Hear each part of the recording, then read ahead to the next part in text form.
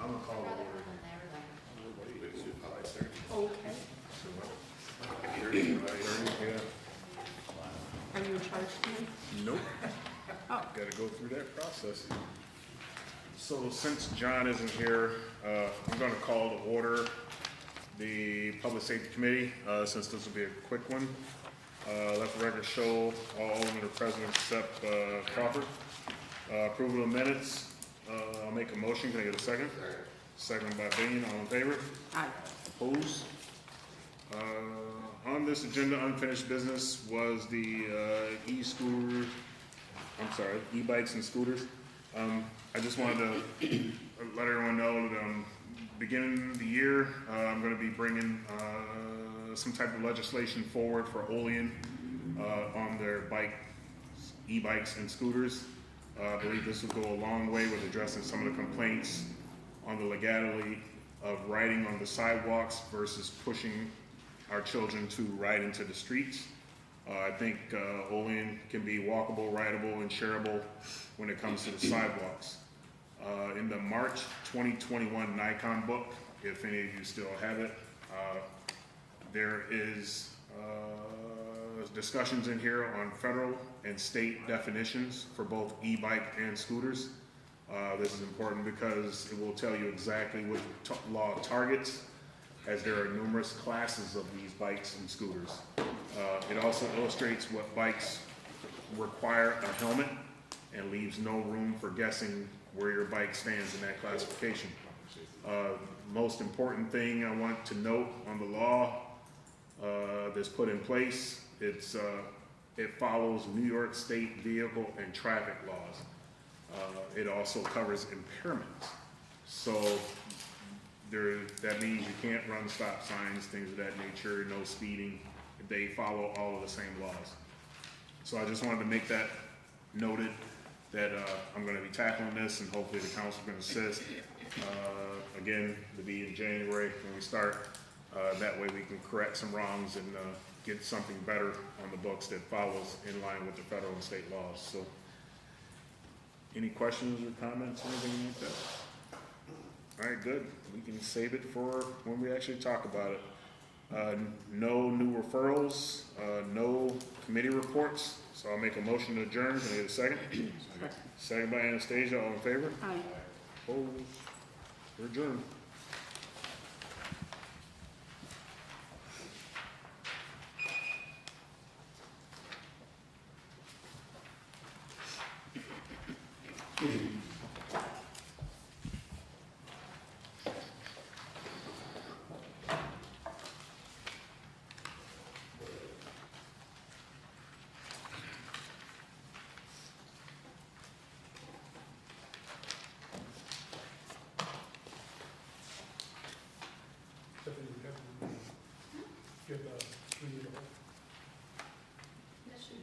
First page.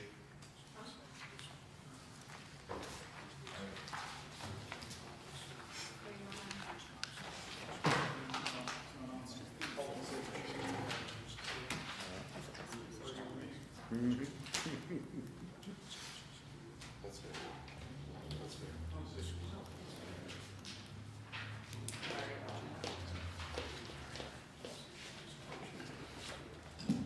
Good evening. I'll call to order Committee of the Whole for Tuesday, December 17th, 2024. Let the record show that all aldermen are present. First on our agenda tonight is the lead service line update. Mr. Mayor? Okay. Oh, hey. So we have Matt Flackey here with GDIT. It's a company we're working with to complete our service line inventory. So Matt, are you ready to give your presentation? I am, yeah. Thanks, Brad. Okay, great, thank you. And everyone else, thanks for your time. I'll be sharing my screen here in a moment and presenting a brief presentation on an update and where we're at with the process. But as Brad said, I'm Matt Flackey with GDIT. We were up in Olean in September, meeting with the mayor and the water division to talk about the program and kind of next steps. So let me share my screen and provide an update on where we're at with the program.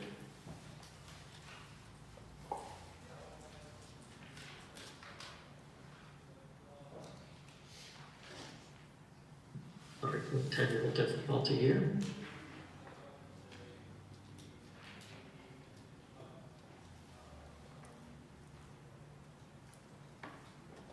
All right, can folks see that?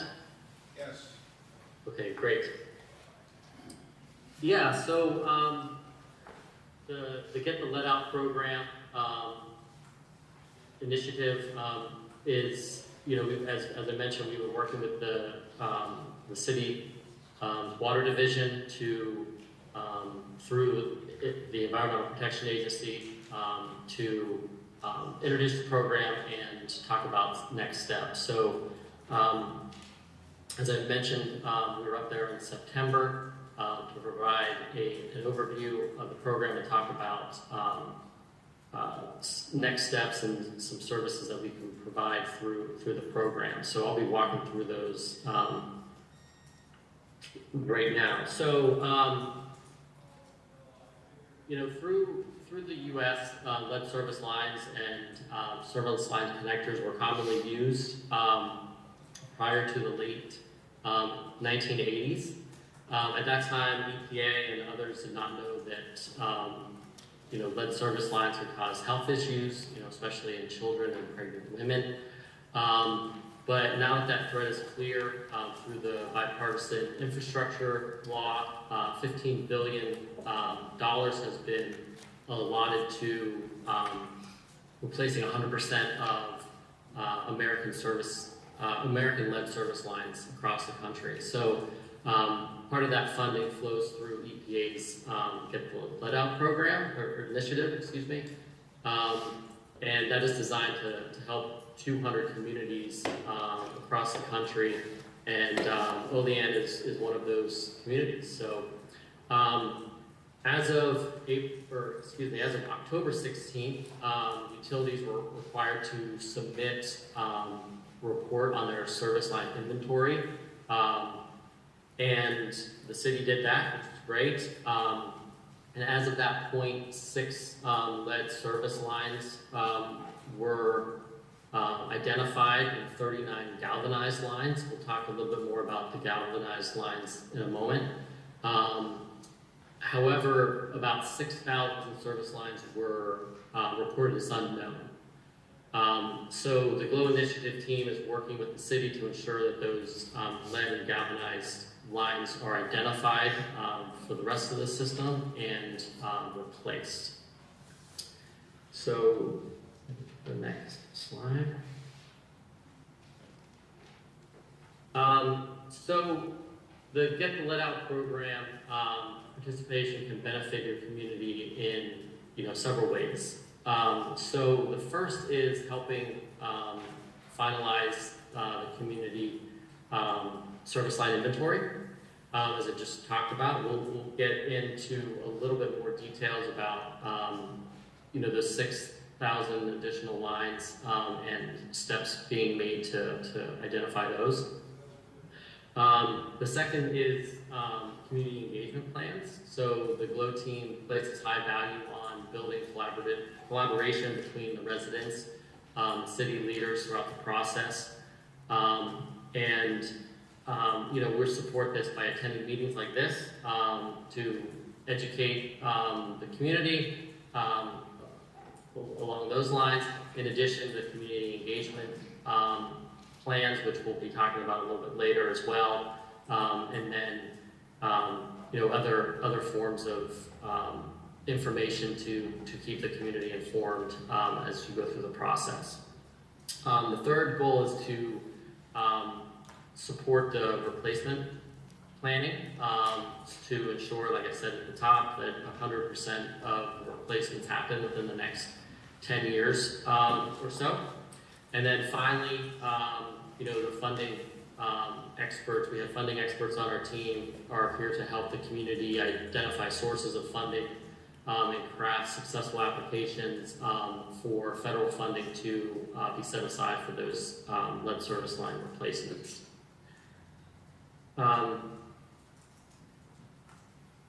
So to complete the lead service line inventory, there's a couple of steps we'll be walking through here over the next couple slides.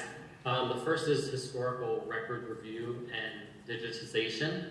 As I mentioned,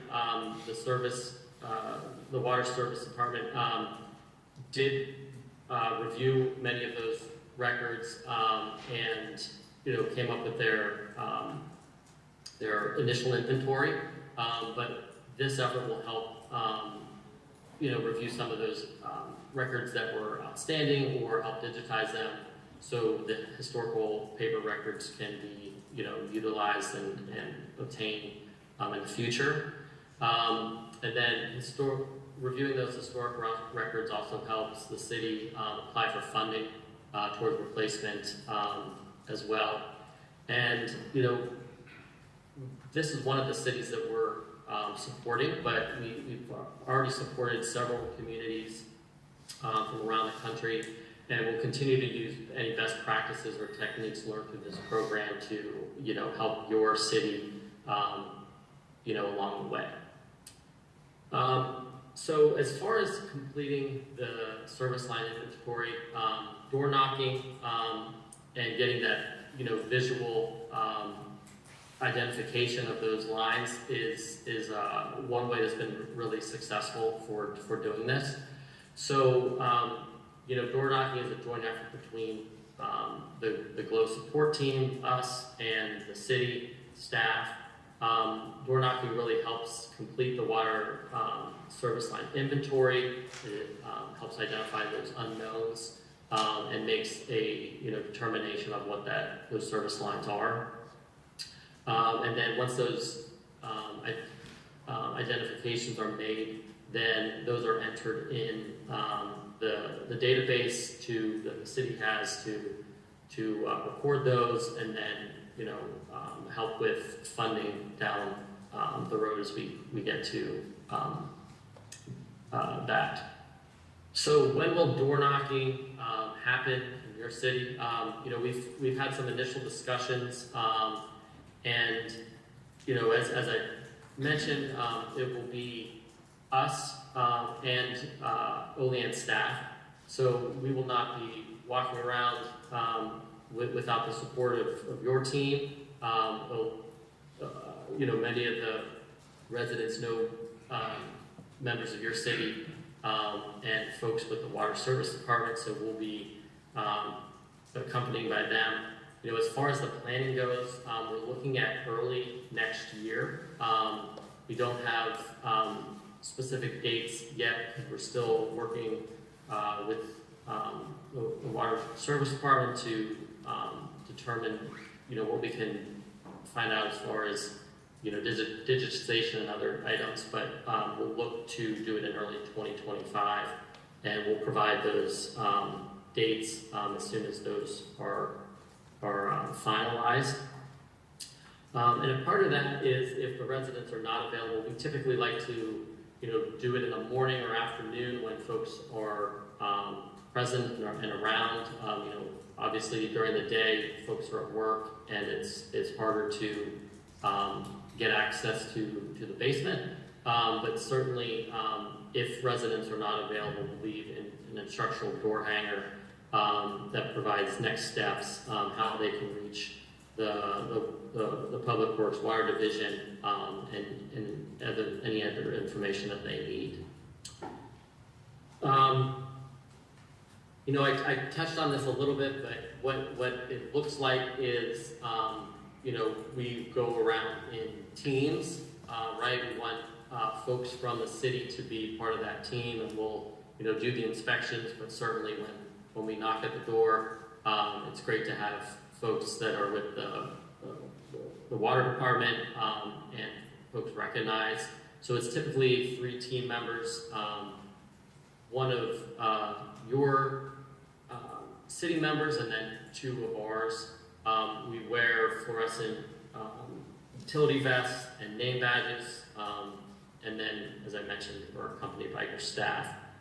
And the door knocking and the identification is really a simple 3-step process. So we knock on the door, identify ourselves, answer any questions that they have, do a quick and simple visual inspection. As I mentioned, it's usually in the water line's usually in the basement or below the house, and then we report it in the database just to ensure that we have that on record.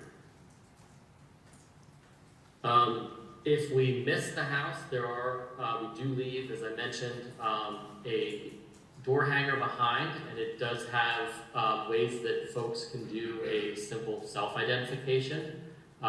It's a really simple process. We do understand that folks may feel uncomfortable doing that, but if they do feel comfortable, we leave that for them, and it's really a matter of locating the water meter, locating the service line that goes into the meter, identifying the service line material, and then completing that survey and sending it back to the water department. We also include this as well for them to, as a guide, if they do a self-identification, and it shows the material type, typically those 4 materials: copper, galvanized, lead, or plastic. The copper is that brownish orange color. It is not magnetic and looks like a shiny new penny whenever you scratch it. The galvanized, either iron or steel. And as I mentioned before, the reason that those are replaced as well is they actually have a bond that collects any lead. So if they're downstream from a lead line, the galvanized can actually collect the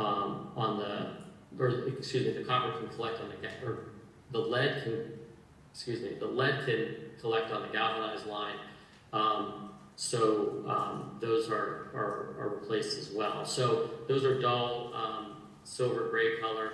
They are magnetic, and they typically can't be scratched with a light scratch. Obviously, if you really put a lot of force into it, it can, but it's difficult to scratch. The lead lines, again, are that same color, the dull gray. They are not magnetic, but they are easily scratched and show a shiny silvery color. And then the plastic, typically white or black, they are not magnetic and are difficult to scratch as well. This is an example demo board, and I know we don't have any community engagement events currently planned in the area, but this is a great board to illustrate, that last slide, and that the information presented on there is similar to this, but this really provides a good hands-on look, and people can, I think the galvanized here has a magnet showing that it's magnetic, and it has a good way of, getting kind of a hands-on look at what those 4 materials look like. And this is something that we can certainly bring when we do in-person inspections or any community events that we are part of. So, as I mentioned, those are kind of the first steps. The next is the community engagement and replacement planning. The community engagement plan is currently in draft, and we have that over to you all for review. And that really encompasses everything listed here. Providing content, whether it's graphic or text, to promote the initiative. A press release that we helped Brad and the folks create for information, along with social media posts to help get information out to the community about this process. And then, any, as I mentioned before, any supporting community events, in-person booth attendance, to answer questions and information as well. And that will all be captured in the community engagement plan that I just talked about. And then the next step is lead service line replacement planning. So obviously the inventory is the first item that's important to make sure we finalize, but any planning for replacement is captured under this program as well. So we can help the city create a replacement plan and a system to use to efficiently remove those service lines and replace them. And in addition, Brad and the service team has mentioned that they have encountered some lead service lines during routine work, and those are replaced. And the final item is funding support. I know this is a very important piece. We, obviously have to get to the point of replacement before this comes into play. However, when we met initially in September with the city, we provided an overview. In addition, we have our funding experts on most of the calls that we have with Brad and the team to keep up to date on where you all are with the process. So ready to jump on that as soon as that is kind of comes into play. But through that, we have identified potential funding sources, including those deadlines and requirements. We've looked at the New York Drinking Water State Revolving Loan Fund application and kind of reviewed that at a high level with the city as well. So we'll be ready to assist with that as needed. And then there's also, considerations for, any planning funding across the community, projects that are, currently underway. We've talked to the city about those, and there may be some, potential fundings in there depending on what the case is. So that kind of provides an overview of the support. As we move forward, we really want to encourage the community, the Olean community, friends, family, and neighbors to get the word out about this program and the benefits of us helping you all replace those lines.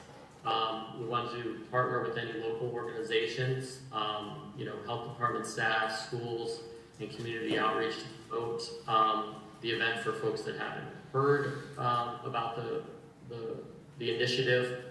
And then, anyone that is concerned with, potential lead, there's a availability of blood testing and water testing, as well as working with the water division and Glow Resources to get that done. So just wanted to thank you for your time. As I mentioned, we'll be working with the Public Works Water Division, we'll open it up to if anyone has any questions or comments regarding what was just presented. Okay, thank you very much. Are there any comments or questions from the council? Okay. Seeing none, anything you have, Mr. Mayor? Okay. Thank you very much for your time and the information. Look forward to working with you. Great, thanks so much. All right, next on the agenda here is another topic, the iWork program. And Mr. Mayor, it's going to be with Ben. So we've got Joel with iWorks. So the city currently uses iWorks in our water plant for backflow preventers. We've also used it in code enforcement.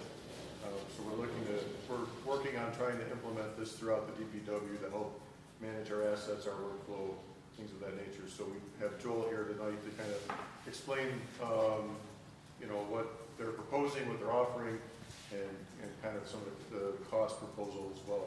So I will turn this over to Joel. And I guess the other thing is, as we go through this lead service line initiative and we start to gather all this data as they're coming in and digitizing all this data, we've got to try to store it and manage it. And this program will assist us in doing a lot of that as well. So we're looking at this to kind of help assist us through the lead service line inventory. Once we get through the inventory, we've got to do the replacement. So it kind of falls into place with this program being kind of part of that solution. So with that said, Joel, thank you very much for being with us tonight, and turn it over to you. Thank you for your time. Can you hear me okay?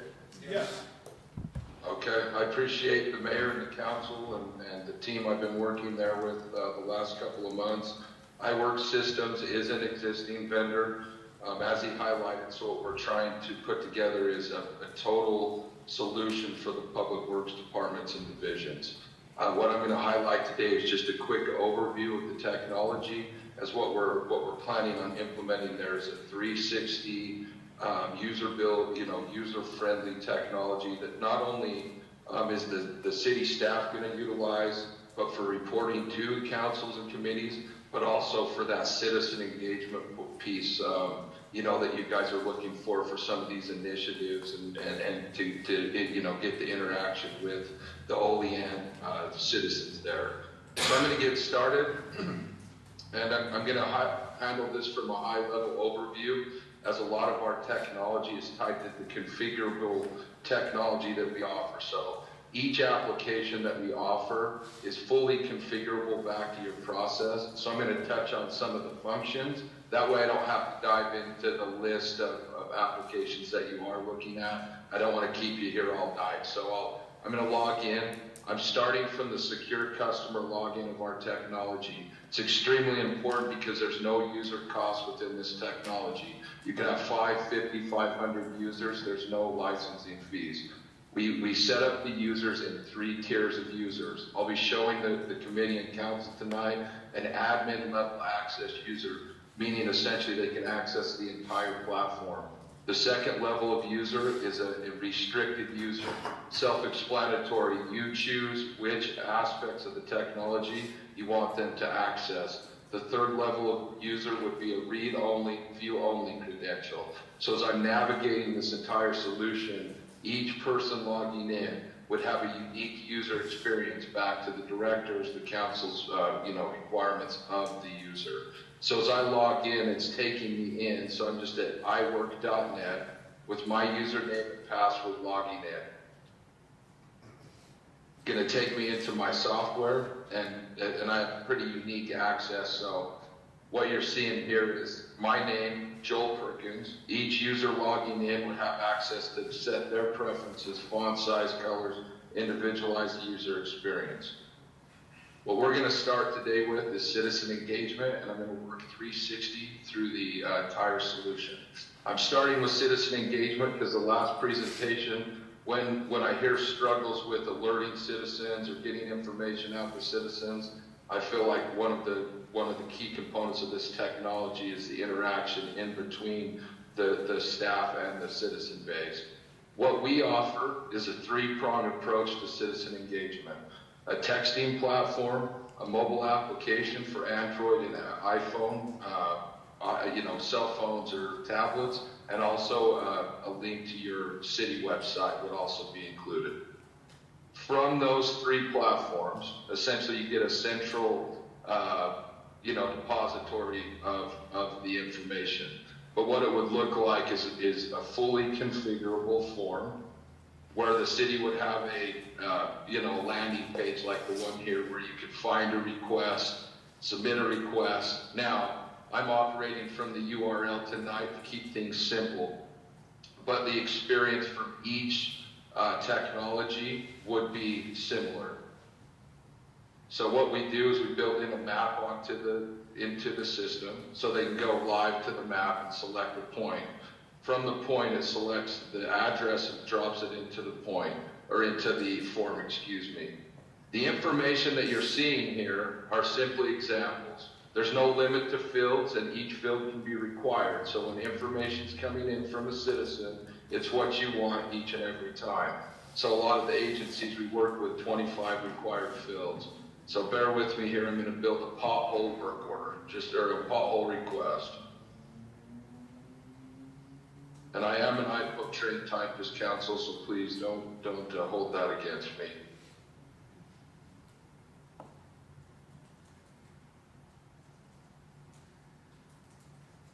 One thing I like to highlight is you can upload photos, images, videos. That can also be a mandatory requirement before this information can be submitted. So, from your texting, from your Android or iPhone application, or from your city URL, the process is the exact same. Each field would be required to be filled in for that request to be sent in. So once I submit, I'm hitting submit on the bottom of this request. Bear with me while it loads in. It creates a request for the citizen. They can always go back to this number. They can always access this in their, portal home. So I'm going to just X out of here, and I'm going to go back to the request. So I'm jumping from, that was my demo form, now I'm going back to the central page.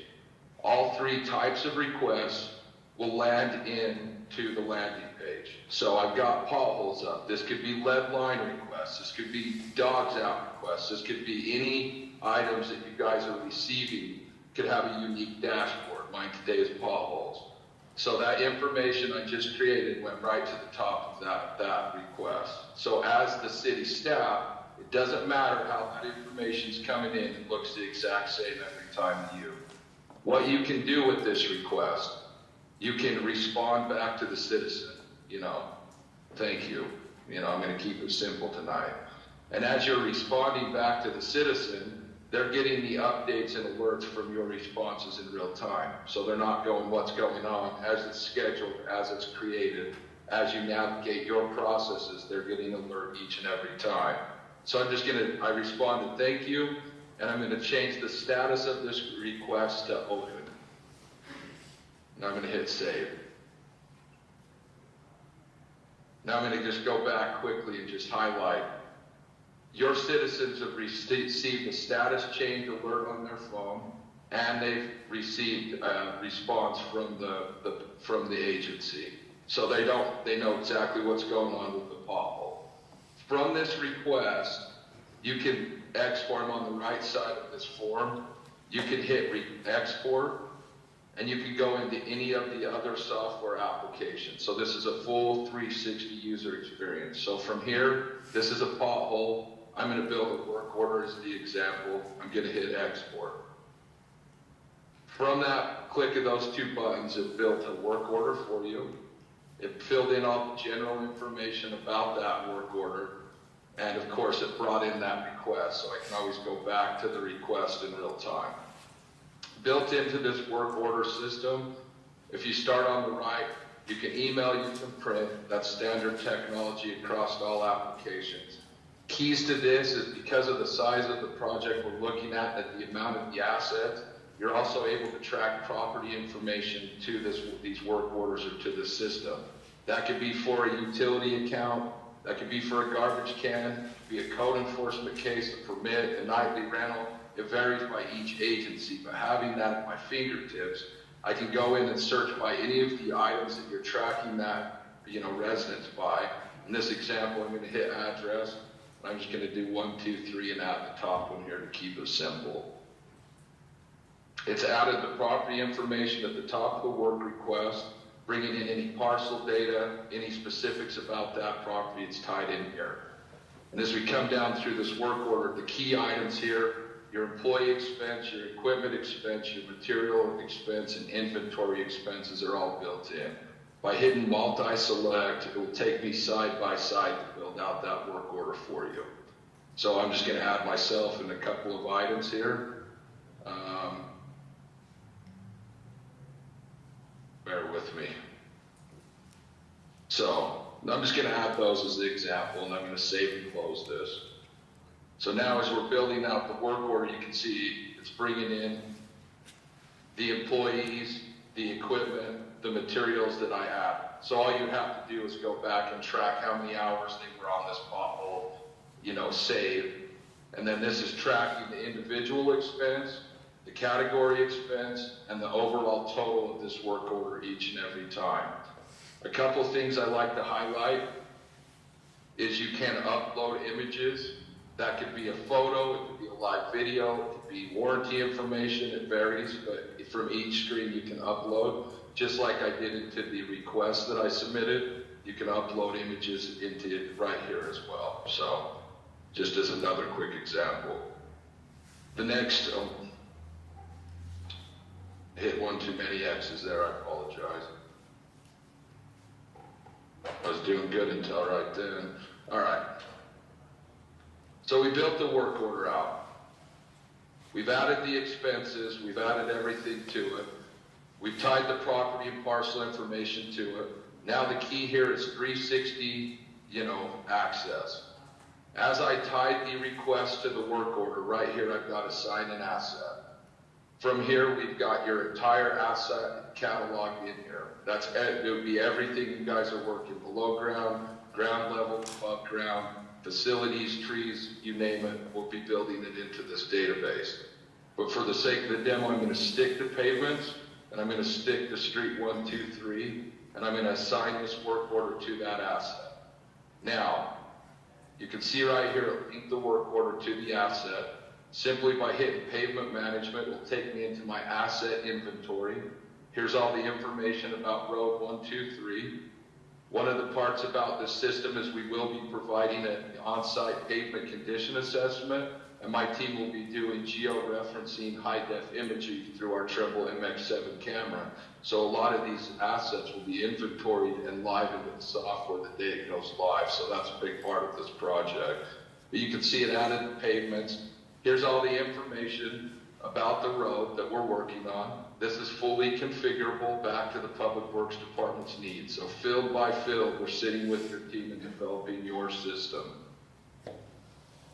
Top of the screen, I can go back to the iWork map. We saw an example of it, and it'll actually take us live to the map, and it'll bring us down to road 1, 2, 3. So from here, from the request, you can track maintenance, the asset, and of course the mapping's built in here. I'm just going to turn on an aerial image of the road. So this is the actual road that the request came in on. And then if I wanted to get a real-time or an up-close visual, you'll have access to the imagery to go in and actually drive the road to see, maybe what the issue is, 360. One of the keys to this system is that we build it back to your process. So I've shown you that your assets and the system works 360, but there's a couple of really important items in here that cover, once you know how these technologies work, you understand how flexible this technology is. In each application, you'll have a fields configurator. From the fields configurator, we can create any field that you would require, text, numeric, lookup, or date. That's in every corner of our technology. Workflows, asset management, etc. So if I come in and build a test, I'm just going to do a lookup test.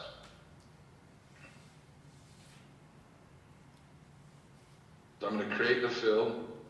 It always drops it to the bottom, so I have to bring it up. You can move it, you can put it wherever you want to see it.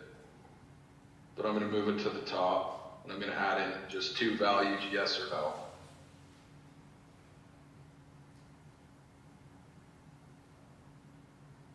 So I've created your field, Olean test number 1, yes or no.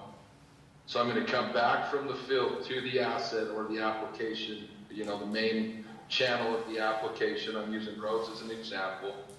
In real time,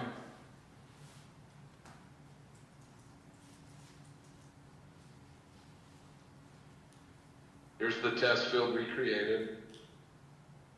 Here's the lookup values that we created. So we're not telling you what you must track. This is an organic process, and it's really important for the success of this project. So from here, understanding that the entire system is configurable, back to each asset's requirements, a couple of key components. That's not only front-end day-to-day management, it's data conversion from historical databases will all be brought in and stored here centrally. It'll be backed up in the Amazon Gov Cloud. It's where the Department of Defense and the Department of Justice house their data.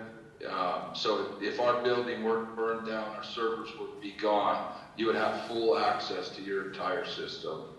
This information is also accessible through our ad hoc reporting tool. There's no technical training.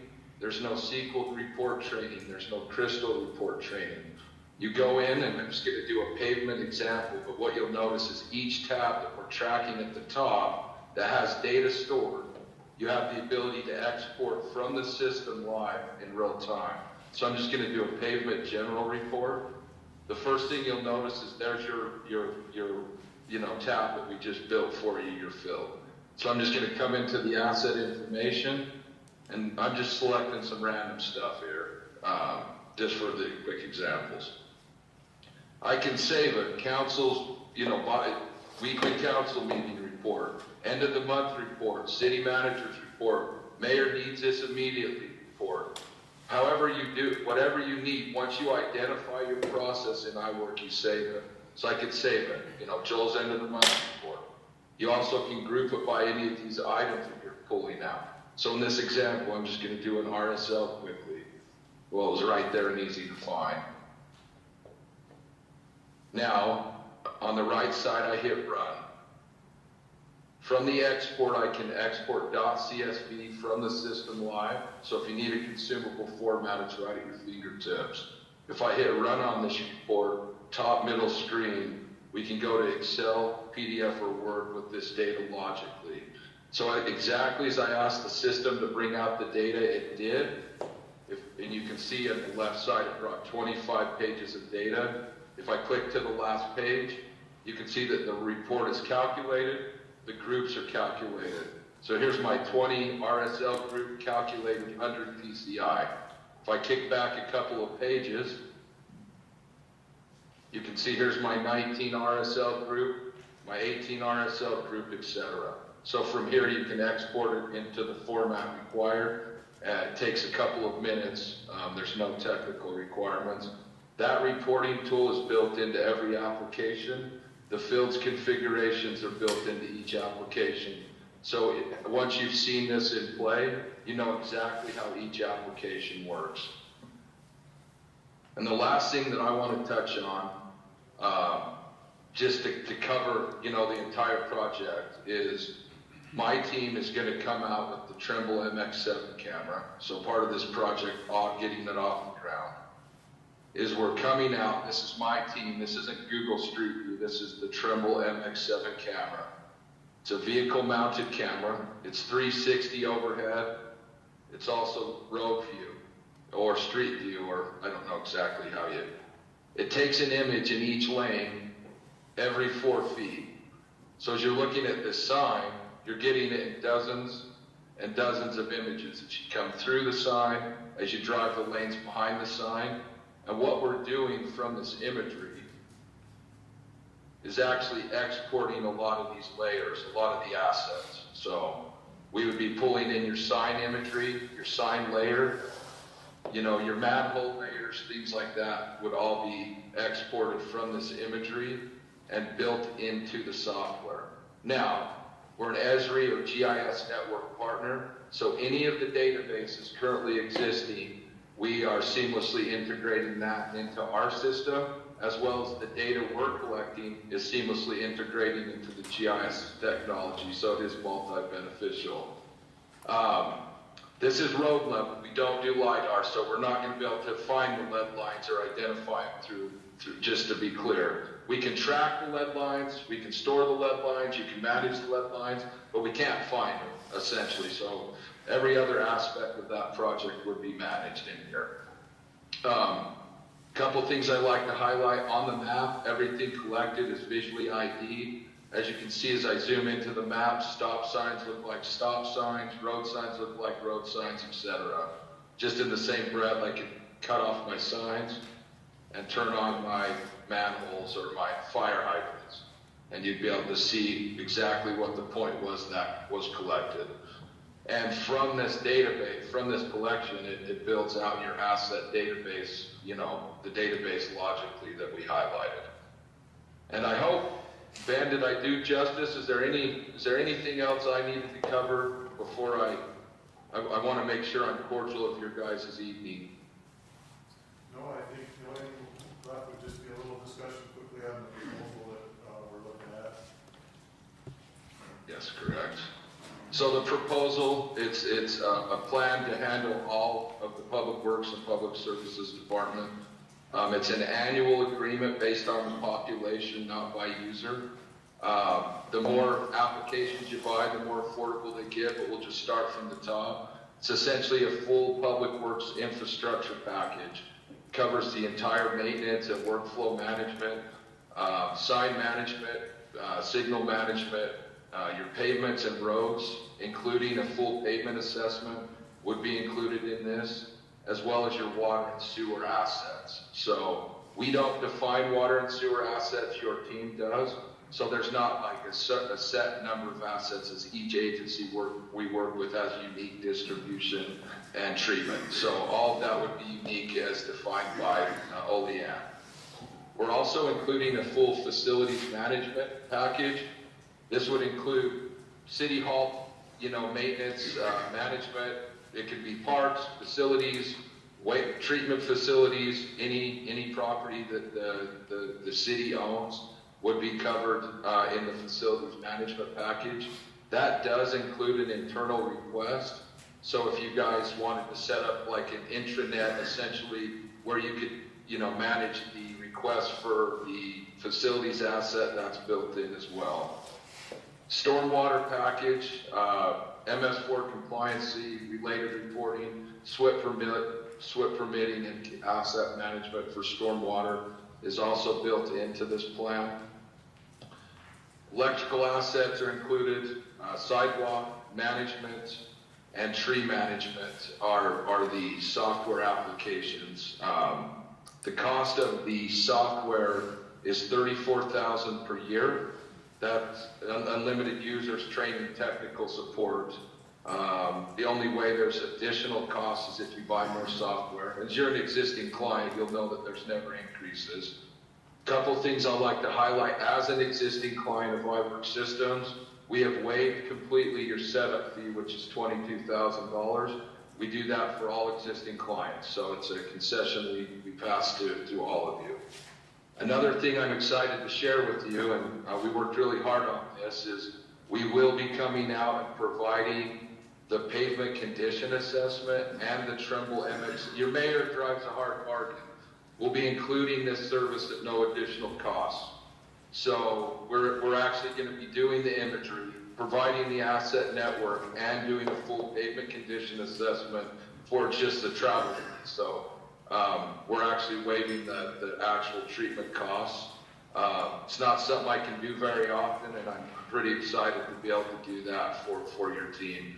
And then the last piece is the citizen engagement piece that I covered. And citizen engagement falls under Text.my.gov, so this is $6,000. This handles the citizen engagement portion. This was put on a little bit later in the project. We weren't sure if we were, this was kind of the third priority for the team, so we kind of went on there in the fourth quarter. But this would handle all the engagement, the texting, the Android and iPhone application, and the software to manage the engagement. So year one, it's my math is, it's 40,000 year one, and then ongoing would be 40,000 per year for every part and portion of the solution. Any questions? Anybody have any questions?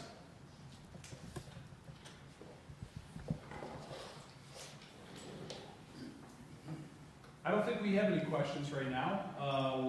Obviously, a lot to digest and to take in. So I really appreciate your time. Ben, anything further on this? I guess just to close out, thank you, Joel, for your time. This proposal is good to the end of the year.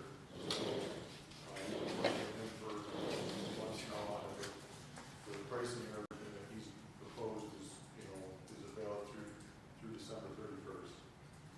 So what happens, January 1st, how much is it gonna go up? We haven't discussed that. Okay. Well, I The don't hope is think, to have it implemented with Joel before then. I don't think you're gonna get, at least I'm not ready to vote on this before December 31st. We don't meet again. Do you, to enter into a contract, you would need council authorization on it? Yeah. Well, I think this is gonna be something that we would have to obviously address in the new year. This is our last meeting for the year. And so I would suggest that we revisit, and maybe the mayor can, how did he put it? Drives a hard bargain. Maybe we could get him to freeze pricing, for an additional month or two, and especially as we're coming up on the budget season, it might be a great opportunity to discuss this process at that time. But thank you, Joel. Thank you very much. We really appreciate it. No, thank you for your time, everyone. I'm We sorry. appreciate it. I'm sorry, Alderman Panis has a comment or question. I guess the only thing I'd like to add, and maybe this is something that Joel can put together for us, getting into the new year, to understand, to realize this benefit in a dollar amount, if there's ways to quantify the benefits of it. To convince us to spend that money, like from our current process. Yeah, I mean, I think, so I think that's a really, that bounced off my head, would we not have to use certain processes that we currently have, current subscriptions that we would be able to unload? Would efficiency, increase on this? I'm going back to kind of part of the iWork process that we were told in regards to code enforcement, was that the council would be able to have access to upload certain requests into the iWork system, where we could identify certain code issues and then follow the process through, and that's yet to happen. So again, I think that's a really valid point, Jason, is just ultimately what is, how do we quantify the net benefit? And we don't expect an answer tonight, but that would be part of the discussion, certainly. Okay. All right, thank you again, Joel. You're muted. All right. Thank you. Thank you. Okay, next up on our agenda is Tree in Lincoln Park. Mr. Mayor? We have Steve Teachman here, who was with the Historic Preservation Group, and he passed out that we had pictures in your mailbox of the tree. Recently we found out that the tree that said to have been planted by Teddy Roosevelt is in bad shape, and it's probably going to have to come down. So Steve has an idea that he wants to present tonight to the council.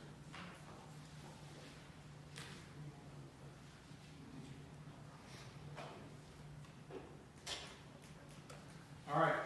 Okay, thank you for letting me be here tonight, you guys. This is an important thing to the Olean Historical Society and Olean's history in itself. This tree was planted in 1906 by President Teddy Roosevelt and Governor Frank Higgins. Governor Frank Higgins' land sets over there where his mansion was and his carriage house. The carriage house is still in existence. When I heard that the tree was dying, we kind of talked up at the Historical Society, what can we do to save this tree? Obviously, it's a threat to coming down on the marketplace there. So we got an idea, maybe a couple faces be put on the tree.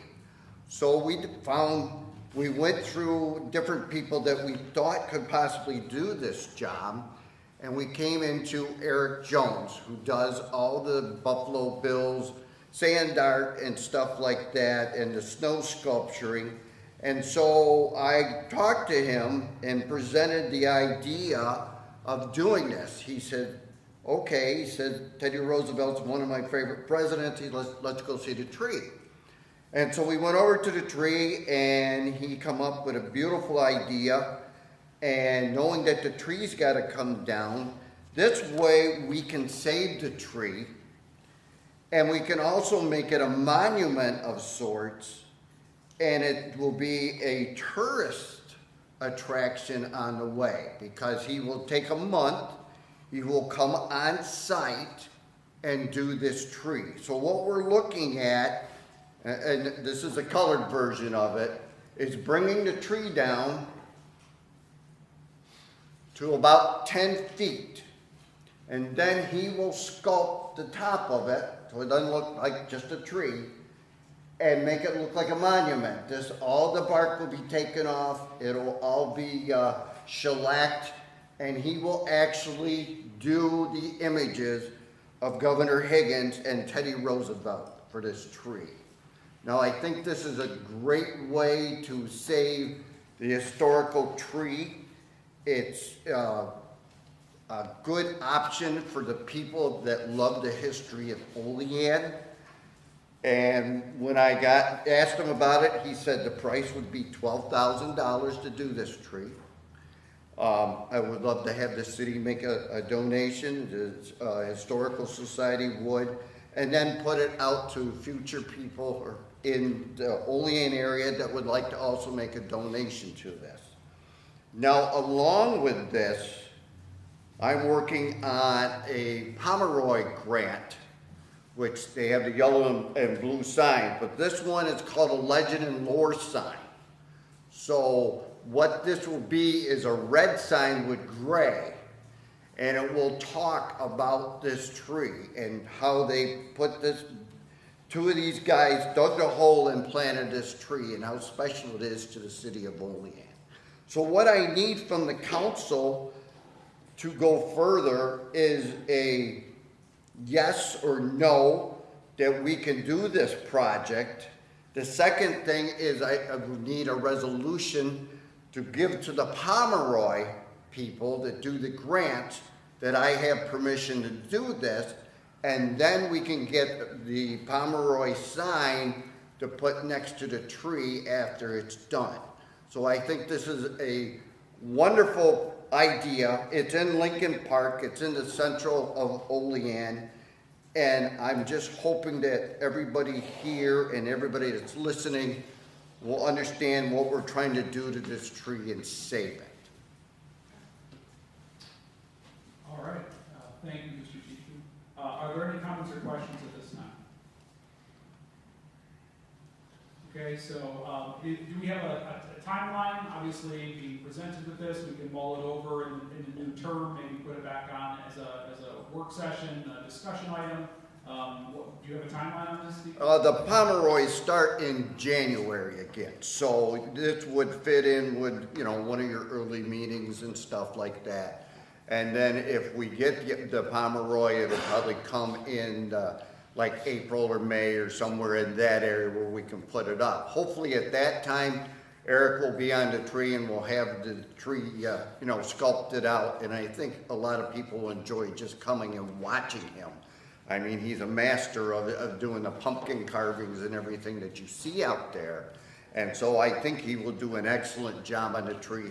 He will take care of all the stuff with the tree. I understand that NIMO will cut the tree down for the city.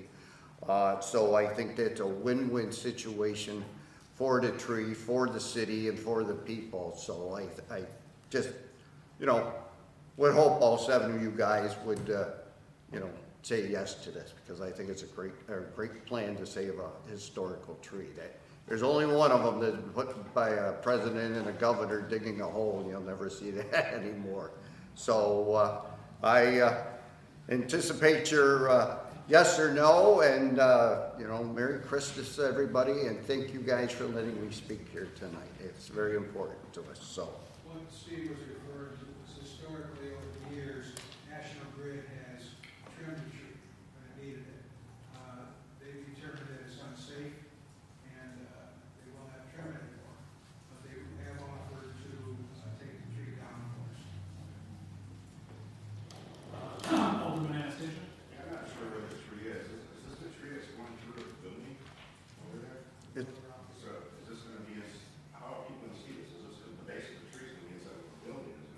No. It's, by the farmer's market, Dave. You know where the roof breaks off? The roof is cut around. That tree, that is the tree. So when that tree will come down, it'll be 10 feet, it'll be very visible from the farmer's market. And then eventually later we can add the roof to that part to go over the tree, and that way it would protect the tree also. And it would just add on to the existing roofs that are over there. I mean, the other question I asked is, it is historical and we're part of Cattaraugus County also. So I was just wondering if maybe you could bring it to the legislature to ask them for some funding. Absolutely. I wanted to do home base first here in Olean and talk to you guys, the aldermen and the mayor and stuff, and then that'll be my next step to take it to the county legislature also. So, yes. Thank you, sir. All right, thank you guys, we appreciate it. Okay. Next item on our agenda here, the Wayne Street Safe Routes to School project. This was drafted up a few DPW directors ago, and I think we applied maybe 2 or 3 times for it. Finally, was awarded around $1.4 million in funding.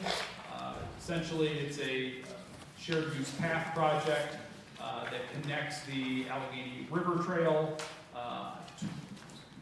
improves the crossing there at North 12th and Buffalo Street, and then runs the shared use path all the way down Wayne Street to the middle school, and connecting with the existing shared use path along the train tracks there, just east of the middle school location. And so we wanted to present you with some of the latest findings and funding options. We're working with Erdman Anthony on this project. And so what's been at least passed out to you, I think everyone should have kind of a rough, let's see here. Everybody should have a packet. Okay, for starters, I've printed out really the entire scope of the project is about probably 10 pages long. That I did send in an email for everyone as well. There is a path that is across the street, really Chimeli's section that connects to the hotel, existing sidewalk. That is a small area there. But really, 2 other key features of this project are the flashing beacons, one crossing North 12th Street from that Allegheny River Trail. There's a tremendous amount of foot traffic from Country Fair, the River Trail, et cetera, crossing North 12th Street, going over to Buffalo Street. And so that's one flashing beacon, and then another existing flashing beacon is at crossing Wayne Street, right in front of the YMCA. We have I believe it's a bus stop across the street there. There's the new In Tandem facility there. There's also the child care facility that the YMCA has. So that has an RFP flashing beacon as well. We've kind of gone back and forth as far as construction costs go from what the original design called for. I told you last week that we were going to kind of go after some low-hanging fruit to be in line with what we've done across the board from a 10-foot shared use path. Obviously, the more concrete, the more money, and down to an 8-foot shared use path. And so I wanted to hand out the latest revision. I apologize, it's not the cleanest, but I was able to put it together because the list has gotten wider and wider, so I'm going to just pass this out. But the latest construction costs that have come in is about $1.8 million for the construction. That includes 20% contingency of $275,000. And so I'm going to go ahead and just pass this out to the council and turn it over to the mayor and Ben if they have any other comments.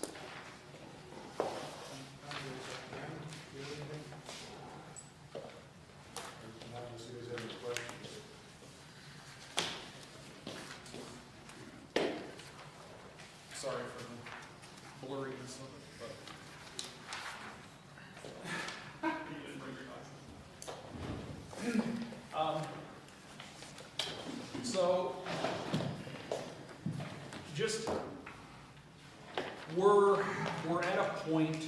obviously, we're not gonna get there today, but we're at a point where the council needs to provide some direction, whether or not we should continue moving forward with this project. Again, there was always an intention of having to put in 20%, the TAP funding that we were awarded of $1.4 million. I think originally the scope was somewhere around $1.75 million. We got awarded $1.4 million for this project, and that was based on costs a number of years ago. And some additional costs that are not part of the $1.8 million is $300,000 with Erdman Anthony, which is the engineering firm, to design the project. But then there's also some considerable cost should we have to hire someone to inspect the project. Somewhere probably around $200,000. So of engineering and inspection, that's about $500,000 on top of this $1.8 million, and we got 1.4. So if you do the math, unless we can all offer some suggestions, obviously we would have to work with Ben, the mayor, and the, this is through the New York State DOT, is that right, Ben? We'd have to work with the New York State DOT if we wanted to reduce some scope, try to move some scope. We may have some other alternatives that we could work with, whether it's, have a discussion with the school district or the county legislature, just for the fact that this is really a project that is focused on school safety, providing a key corridor. There's a tremendous amount of foot traffic along Wayne Street, and it would also remove the bike path, if you call it a bike path, that's on Wayne Street. It's a very shallow, I think it's called a sharrow or whatever it's called. There's a very narrow bike path that's on Wayne Street. Would get it off of Wayne Street and put it onto that 8-foot path that runs along it. So not expecting immediate feedback tonight, but definitely we'll be looking for some kind of decisions or thoughts in the new year as we make our minds up what to do and how to fund it. And there were some alternatives, but I don't think we wanted to get into them. One alternative the consultant, the engineering company suggested was an asphalt path, but traditionally we've been doing concrete paths around the city, so obviously more upkeep and things like that on asphalt path. But yeah, I want to open it up to the council. Alderwoman Forney. Yeah, just on that note, that's what I actually have that on my notes, even though I'm not a construction or anything with the Department of Transportation. But I do think it's important because, again, it is in, promoting school safety and, in line with kind of the vision that we have for the community, making it walkable, making it safe. But as far as the asphalt, is there a way to kind of focus on those and prioritize those high traffic areas and kind of save the areas that aren't, as in use, that we could prioritize later? So focus on the areas that are visible and have the high foot traffic. Okay. That might be a way to not using the asphalt and still sticking with the concrete.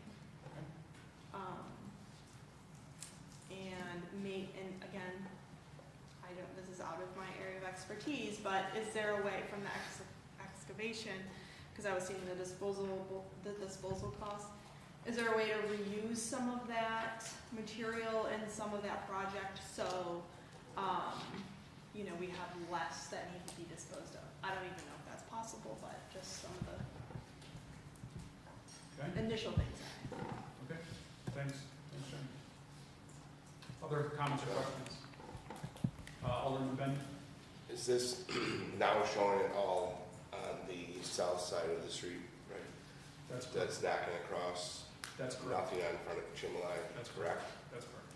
And is this taking out all existing Well, sidewalk? let me rephrase that. This would be moving the section along Chimilai, is that how you say it, Chimilai? Okay. To a bid alternate as a secondary option, should the council decide to fund it for whatever reason, but the primary scope of the project would be on the south side, yes. So on the south side, it would be expanded to the 10-foot, or the 8-foot, I'm It sorry. would be reduced to an 8-foot path. Right now, in the original scope, it was a 10-foot wide path. Correct. But on the south side across from Chimilai, that existing sidewalk would be expanded to an 8-foot shared use. Correct. Yeah, I see what you're saying. It's an existing 4-foot path. Is that what you're saying? Yes. Yeah. That side will get expanded. Before it was not. That was Correct. gonna cut across and then come back. Correct? Yeah. And then, is this replacing all of the entire sidewalk or just expanding what's there to the 8-foot? So, in many of the areas, it's moving the curb line, and Ben obviously can attest where exactly, but it's moving the curb line. In most of the areas, it would be replacing completely the sidewalk. But one area that we looked at was the new sidewalk. It's a 6-foot sidewalk that was put in front of the new athletic complex at the Olean Middle School, putting on a 2-foot section onto that. But we haven't had any discussions on just putting another 4-foot pad, if that would meet code. That's a possibility and worth the discussion. So then, as a cost savings, Ben, I guess I would ask you, could that just be, wherever it's 4 feet, just a 4-foot new put along the side of it? Where he's mentioning in front of the school was something, if No, you're I'm talking about, talking entirely. I don't believe that's not what the plan was. The plan was to replace the existing. I'm asking Kennedy. I would not, I can't answer that question without, looking into it in more detail. I think that's, JR, I think that's a great question, and I think we should absolutely explore that. We can ask. I think we can ask any. Anthony to analyze what's there. We need to also keep in mind that we've got a schedule on this project and a lot of DOT review. So, we've got to we got to move forward with some urgency. I mean, this project has been on the books for quite some time. So I don't know the deadline to it, but, they were hoping to have a submission here before Christmas on this draft IDP, but it's obviously being held up now.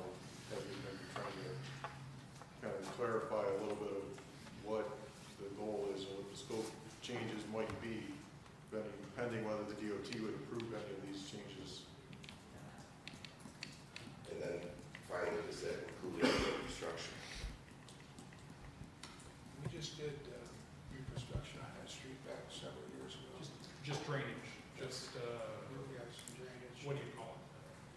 Storm sewer, like storm sewer You drains. replace the storm sewer? as well? Not the storm sewer, just some drains. Yeah, it would be very similar out here where on East State Street, South Union, where we're putting in some new DIs, tying in some of the existing storm drainage. And Wayne Street is historically a really. You're moving the curb line, so you would have that, the curb line being relocated, that patchwork going back in from the, for the cut for the curb line replacement. So where's the water lines on that street? Brad, there's a 4-inch line, I believe, down that street, and then the majority of the mains run north and south. Where are the water lines? And I believe those are in the north lane. They're either in the middle or the north lane.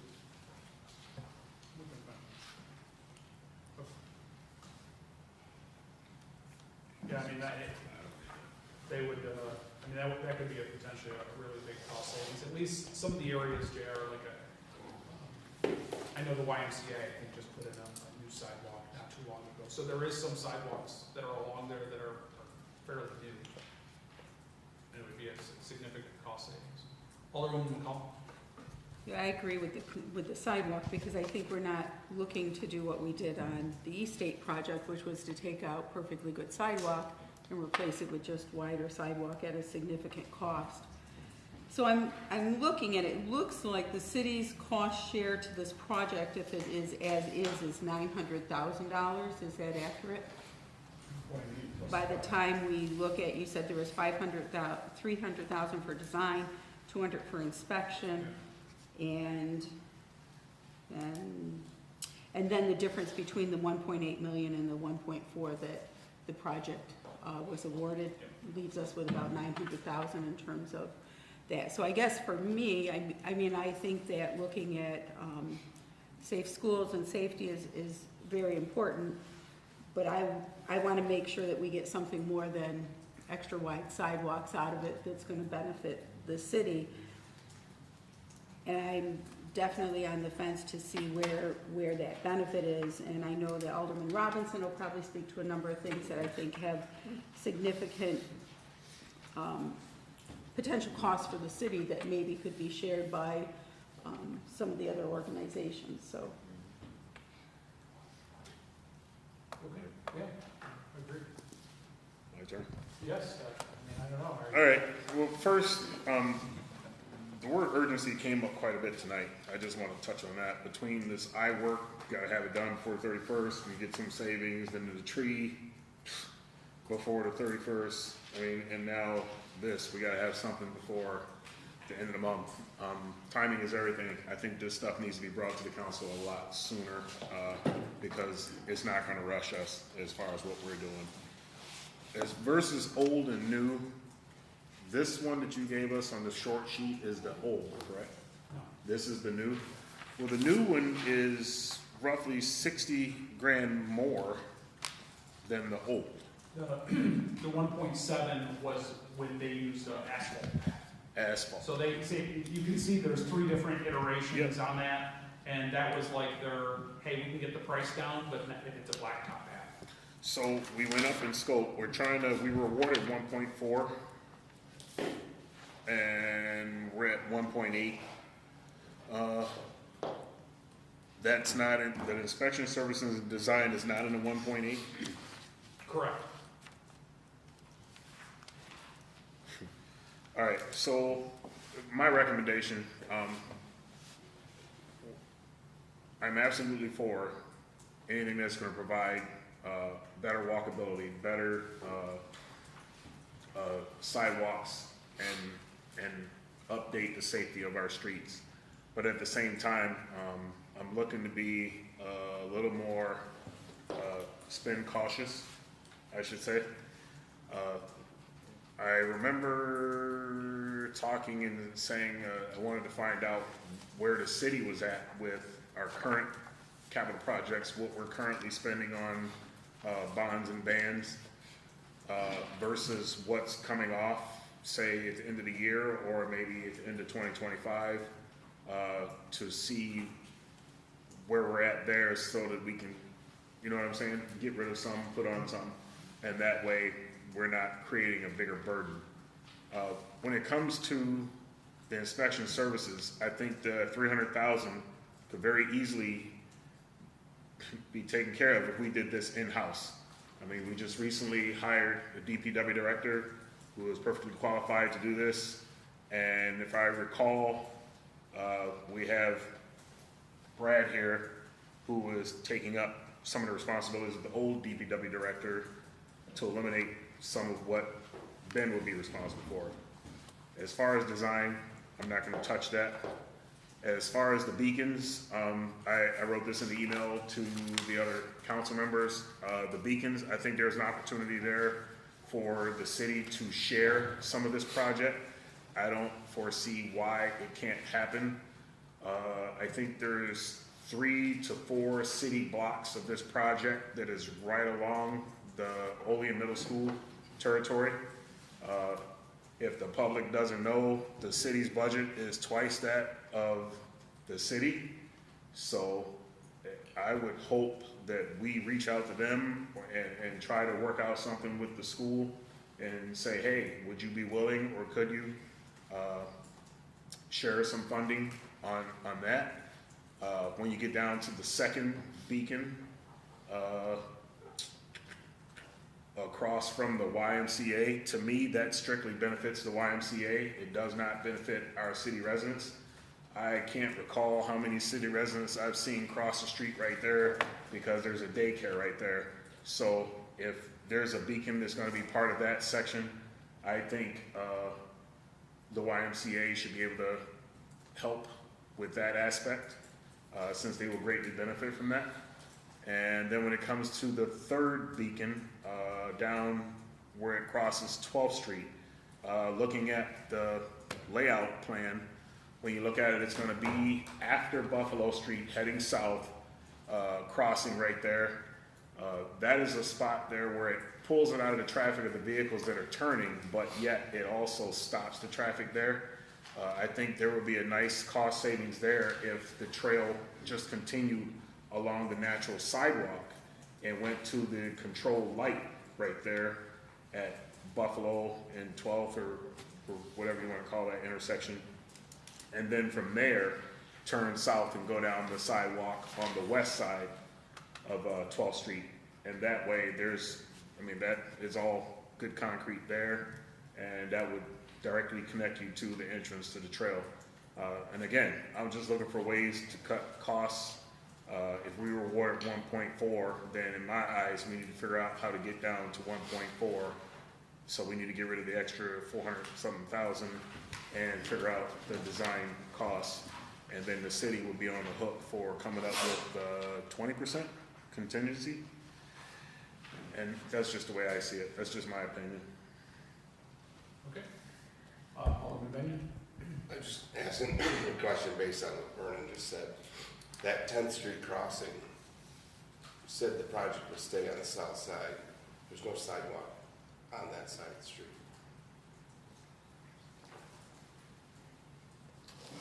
This was, so when we drafted the grant, we reached out to and tried to address a number of concerned constituents in that area. The YMCA, the school district, somebody else, maybe Siemens, the hotel, all wrote letters of support to, and that was really the purpose of putting in that traffic device, JR, was to provide safe crossing for the school, the preschool children. And now since that other development has also expanded, now there is a city, Carrie's here, there is a bus stop that is the city bus stop, correct? Right in front of In Tandem? Yes. Yeah. So, just, there are constituents that do walk across Wayne Street to go to that bus stop. But to your point, no, there's not a full-length sidewalk, I don't think, on that side. There's not, it stops up the street and doesn't pick up again until, what's the new road name, way down by the hotel, Gary? Thanks. It's like way down there. So there's just gonna be a short 6-foot sidewalk on that side behind that. It's just a beacon crossing, to my knowledge, design. This page shows a 6-inch sidewalk. 6 inch or 6 foot? Or 6 foot, I can't. You really put it in front of it.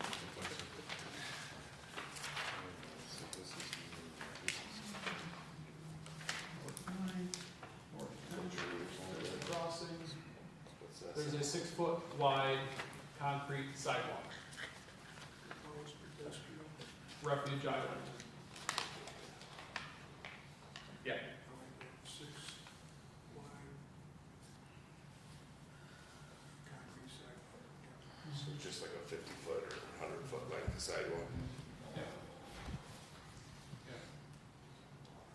Yeah, going in front of, that area would be going in front of, behind probably the bus stop area. See the bus shelter is there. And then, the In Tandem would be straight ahead, and then over to the left would be, the daycare center.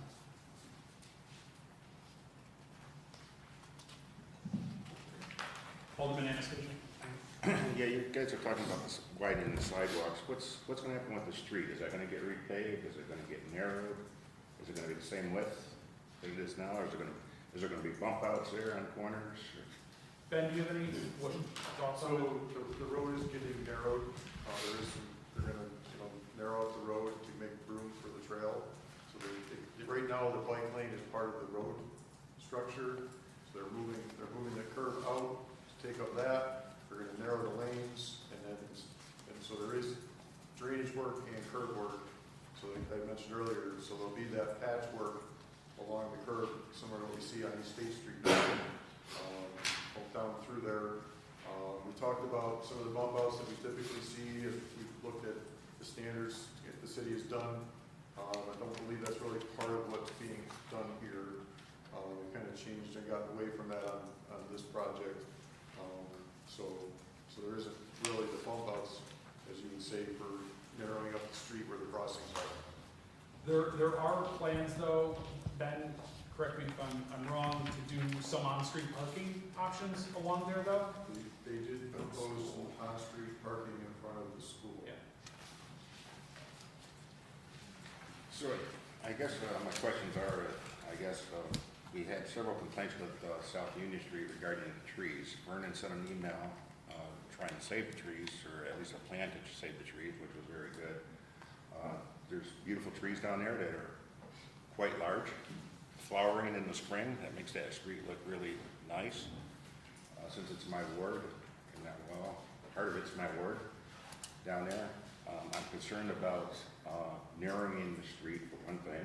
Wayne Street is a very busy street at certain times of the day. You have traffic backed up from Country Fair down past the I-86 entrance if you go down there at certain times of the day. It's a truck route. I would be against any narrowing of the street, especially if it's going to be like what Main Street is down by Pizza Hut. It's very nice to look at. It looks like a Hallmark movie, but it sucks at the drive on. So, I'm hoping the street doesn't get narrowed. We haven't come up with a plan yet of who's going to be responsible for these wide sidewalks, whether the city's going to maintain them. Every season in the wintertime, I get complaints from a resident in my ward that owns a section on the south side of Wayne Street that the snowplow is going by blowing snow onto their sidewalk, and then he's responsible to remove the snow. So, there's a few questions that's got to be answered. $900,000 in the city's share is quite expensive. If you've been watching the news, Dunkirk just had an 84% tax hike. I'm hoping Olean's not leaning in that direction because this is really not a safety issue. I walked from North Olean to the high school when I was in school, and I never had a safety problem getting to school and back. So there's no safety issue. Horse and buggies didn't move that fast. We had to walk up a hill, right there. So some valid points, Dave. None of this touches the south side of the street where there are homes and trees. This is on the north side of the street, and in fact, there's plans to actually plant trees in there in this. So if you on the schematic that everybody received, there are a number of trees. Again, because really a lot of the trees have been lost and cut down on the north side of the street, and so it has become kind of that boulevard feel. But very valid point as far as making it narrow. I don't think that's the intention. The intention is to really just replace where the bike lane is existing and moving the curbing out there. Now, with that being said, and I don't know if you've had any issues, but there's a tremendous amount of flooding that happens on Wayne Street during heavy downpours. This should remedy a number of those key areas as improved drainage happens.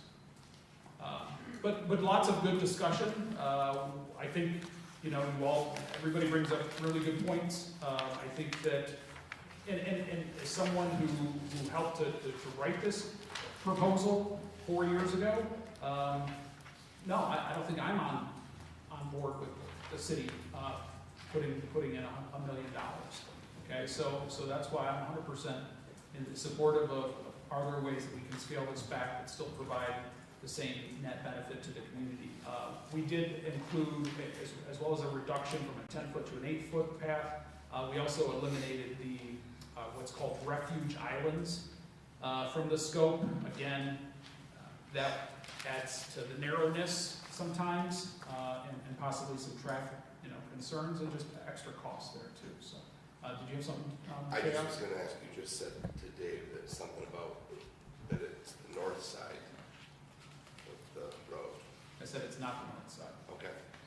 Sorry. Because his ward is the north side, Okay. and he was concerned about the north side. But I do believe there are some, I think there are still some plans to plant trees on the north side, but as far as major changes,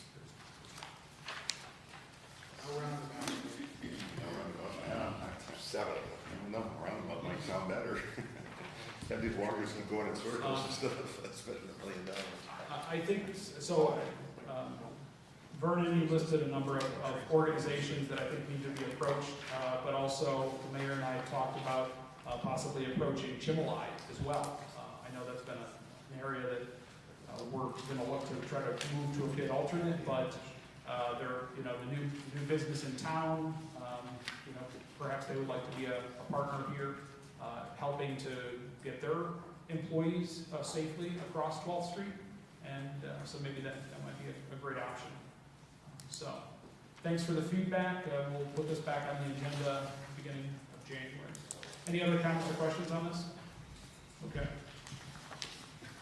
All right. So next up, the sewage treatment improvement. So this is something that I asked. This is something that I asked to be added. Just give me 1 second. I jotted down some thoughts. And I didn't get a chance to print it ahead of time. So just give me 1 second.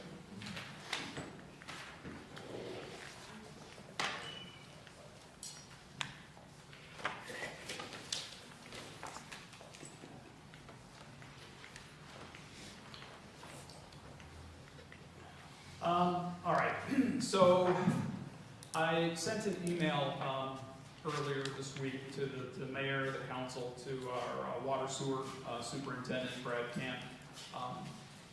And I really wanted to try to put an initiative on our agenda that would help to, better inform the council as well as the public. We sit here, quite frankly, week after week, listening to a number of our concerned citizens, to our constituents. I know I've talked to a number of them at the store, and even a number of the aldermen with questions and concerns. And this is in regards to the sewage bypass issue. And I think that we as a council, as a city, I think we can do a better job of updating the public with our ongoing efforts as it relates to the sewage, improving the sewage bypass. Last week, I sent the mayor and Brad Camp an email asking for a comprehensive list of improvements, upgrades, overhauls, disconnects, and sewer linings, et cetera, that we have been associated with our DEC mandate.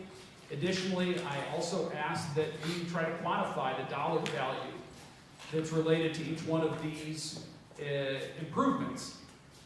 Even when our crews do internal work orders to disconnect a storm sewer from a sanitary line, there's a cost attached to that. And there's a benefit. And that benefit is less inflow during these major storm events.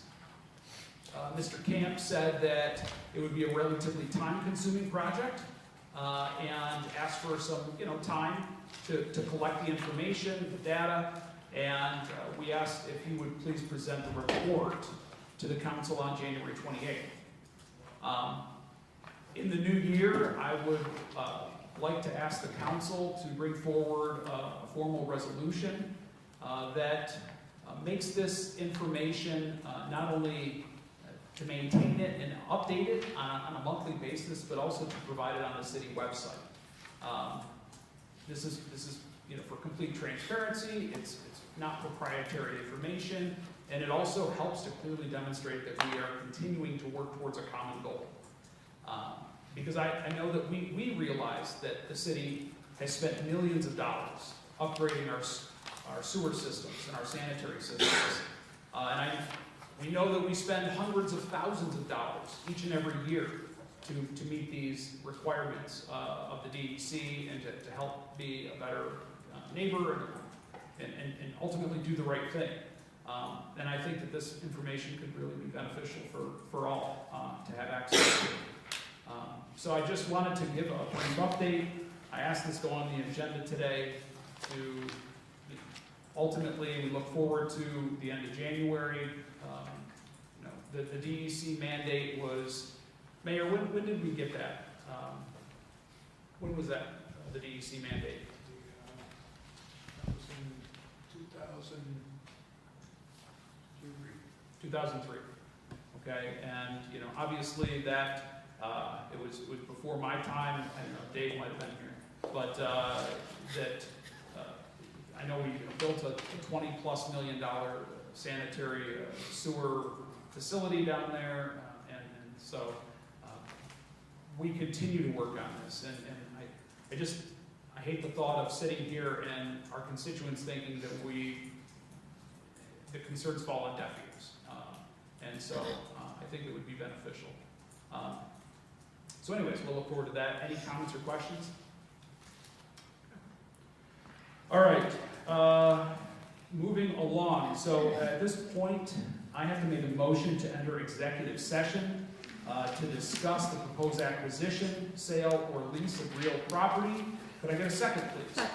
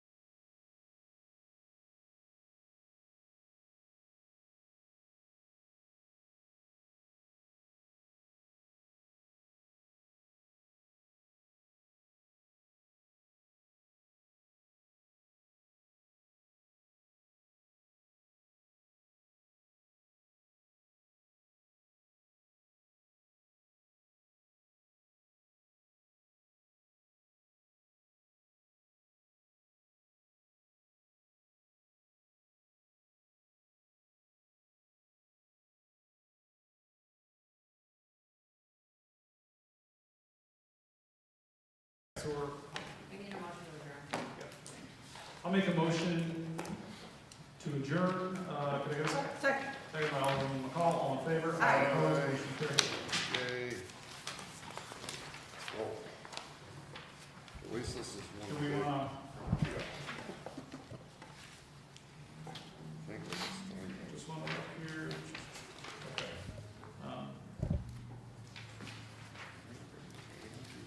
You want me to go next? Sarah? Regular meeting? And then do city ops or what? Have at it.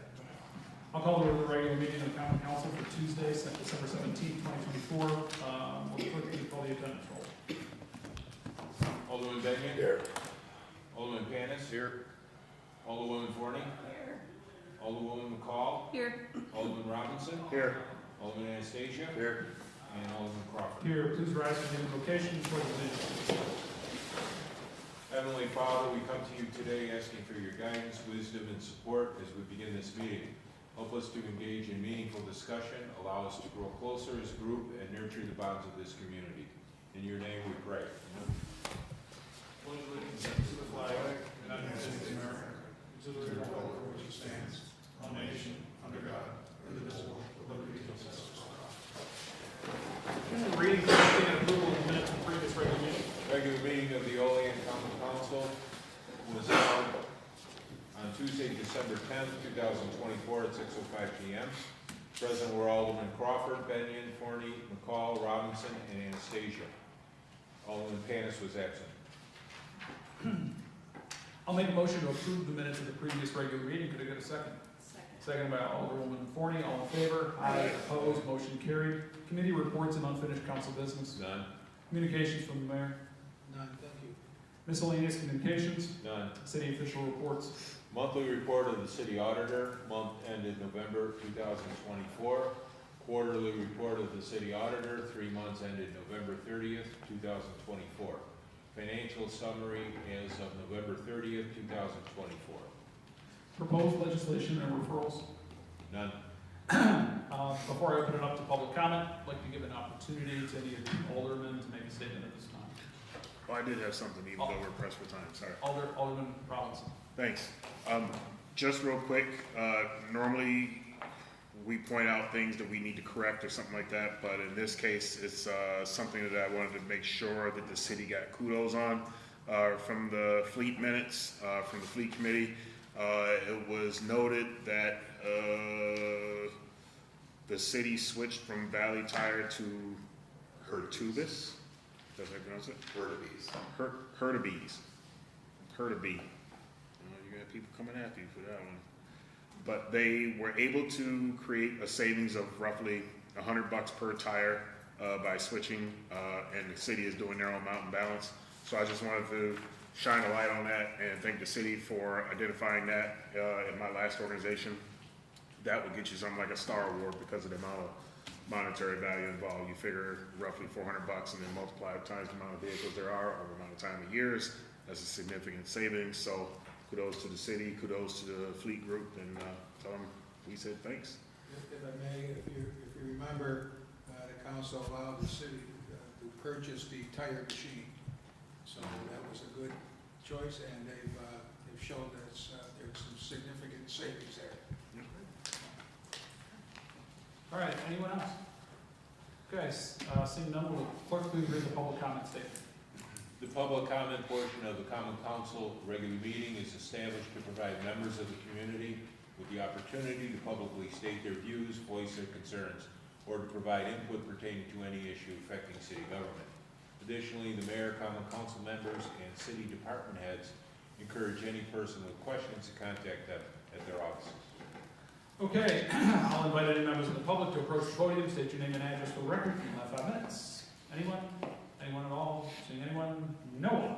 I'll call public comment closed. Finance and bills. The auditor has processed bills and claims against the city of Olean as per list submitted to each alderman and recommends payment thereof. Whereas the auditor has presented to the Common Council bills and claims against the city of Olean totaling $3,550,039.41 for the budget and recommends payment thereof. Now therefore be it resolved that the same be and are hereby ordered and allowed, and the auditor is hereby authorized and directed to draw warrants for the payment thereof at the amount set opposite each respective claim. All right, we've all received our copies of finance and bills. Are there any comments or questions? Seeing none, I'll go ahead and make a motion. Could I get a second? Second by Alderwoman Forney. Will the clerk please call the roll? Alderman Benyon? Yes. Alderman Panis? Yes. Alderwoman Forney? Yes. Alderwoman McCall? Yes. Alderman Robinson? Yes. Alderman Anastasia? Yes. And President Crawford? Yes. Resolution passes unanimously. Resolutions. Local law number 5-2024, no PL. A local law enacting the City of Olean room occupancy tax. Okay, we've talked about this quite a while now. Are there any comments or questions? Seeing none, I'll entertain a sponsor. I'll sponsor. Motion is made by Alderman Forney. Can I get a second? I'll second. Seconded by Alderman McCall. Will the clerk please call the roll? Alderman Benyon. Yes. Alderman Panis. Yes. Alderwoman Forney. Yes. Alderwoman McCall. Yes. Alderman Robinson. Yes. Alderman Anastasia. Yes. And President Crawford. Yes. Resolution passes unanimously. Okay. At this time, that's all we have. So, I'll make a motion to adjourn. Can I get a second? Second. Second by Alderman Robinson. All in favor? Aye. Opposed? Motion. Adjourned. I'll call to order the city operations committee. Let the record show that all members are present. I'll make a motion for the approval of the minutes of December 3rd, 24. Can I get a second? Second by Alderman Anastasia. All those in favor? Opposed? Under unfinished business, there's the paid parking discussion. Bill? Yes, I think at this point, we've been looking for some input and whether to go with a full-time park enforcement officer or not. So I talked this over with JR earlier tonight, and I think at this point, we just carry this over or during the budget process. Sign. So I started to talk to the downtown business owners because, you know, I've had a couple people who talked to me about it and such, so just trying to go forward and be mindful.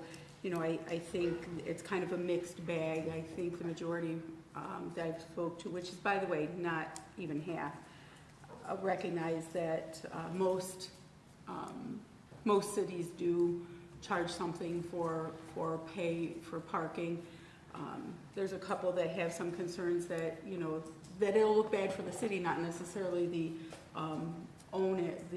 business owners, but that could detract people from wanting to come to the city. And what I've said is that we've been looking to make sure that through a cost analysis that the city would benefit from this, and that it, you know, as we look to how do we generate revenue in the city, we don't have many options as the city, and one of the things is that other people come into the city too and paying for that. But I think everybody is wanting to make sure that we actually, the city would have a significant revenue source through this, not just kind of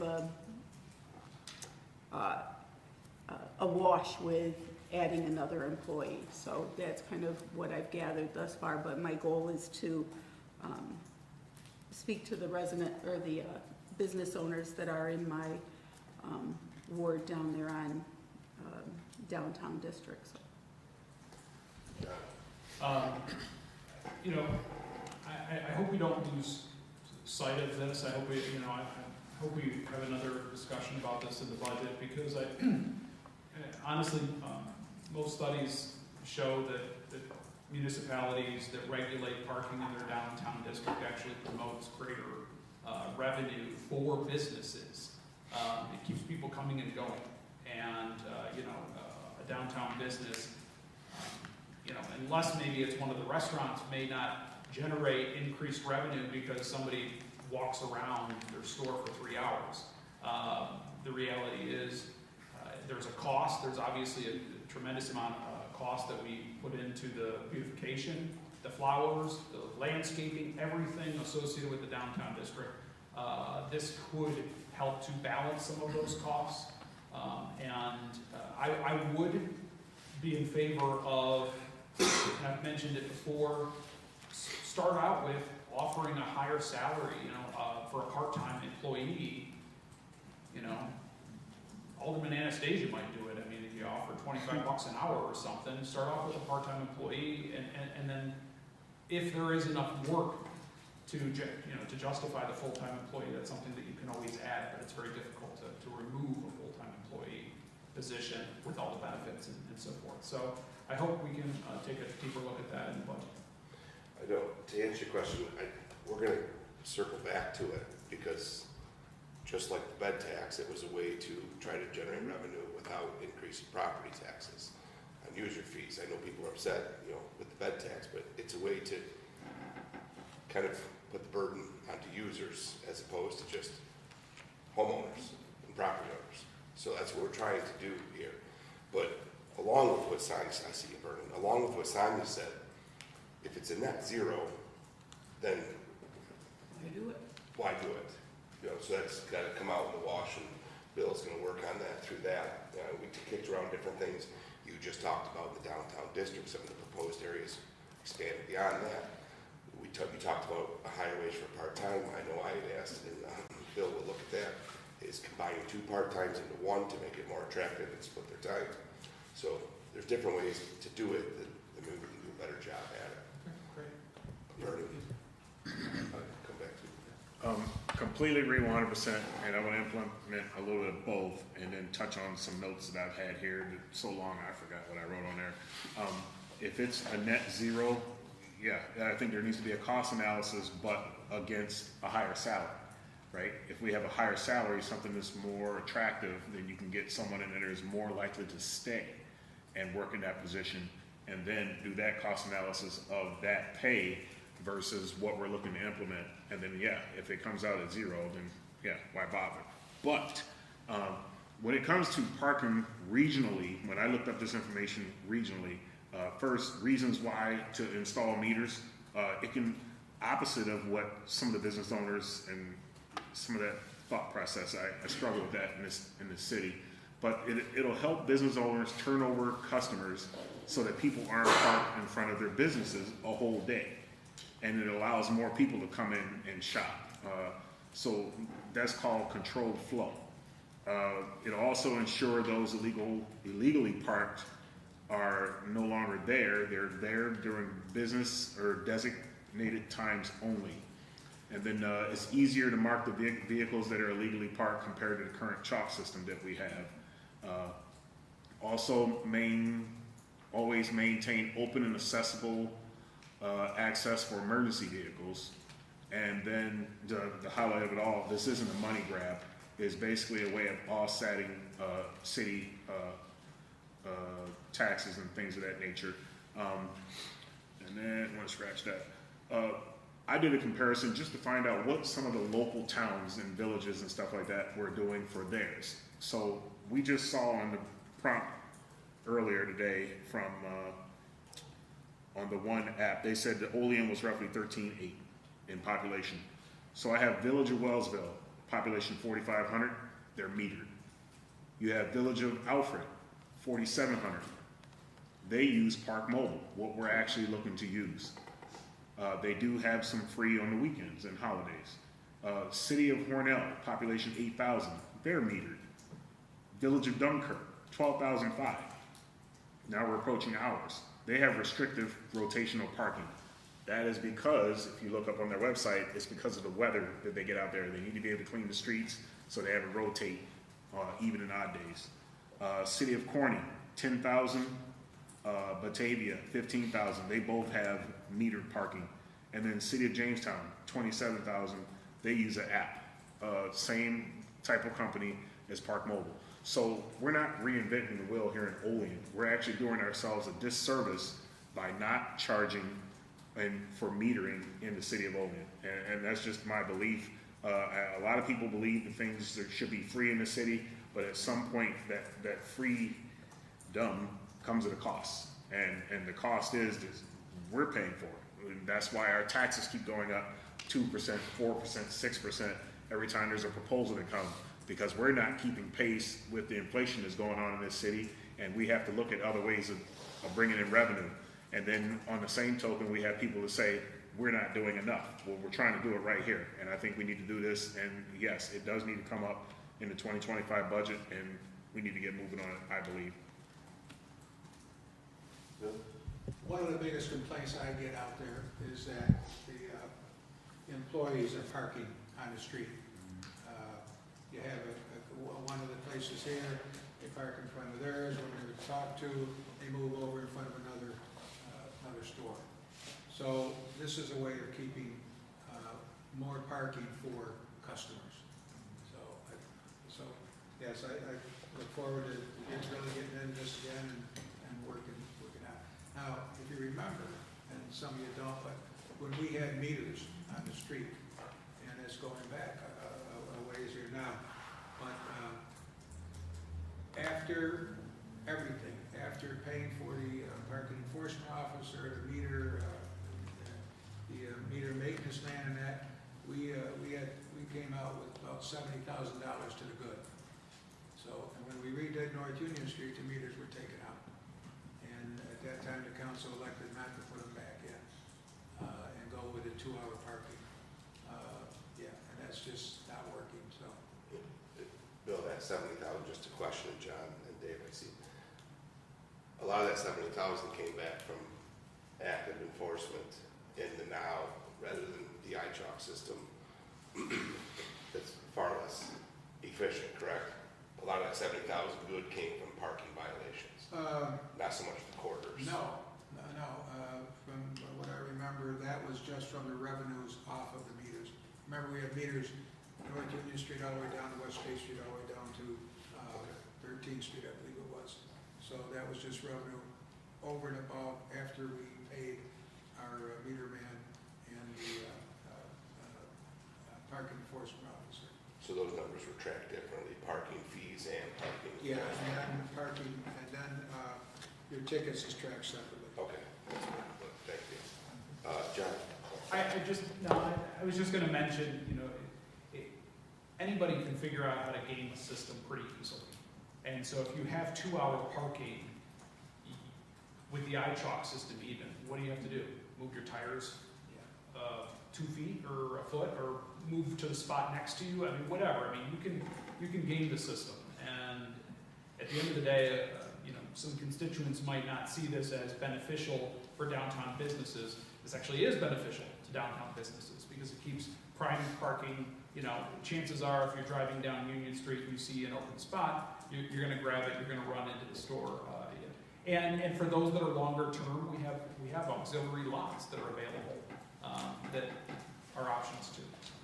Dave? Yeah, I was just gonna say what the mayor already said, when John was a toddler, way back in the day. We used to have the meters, and I thought, Mayor, we made I was an alderman at the time, I thought we made 100,000 profit.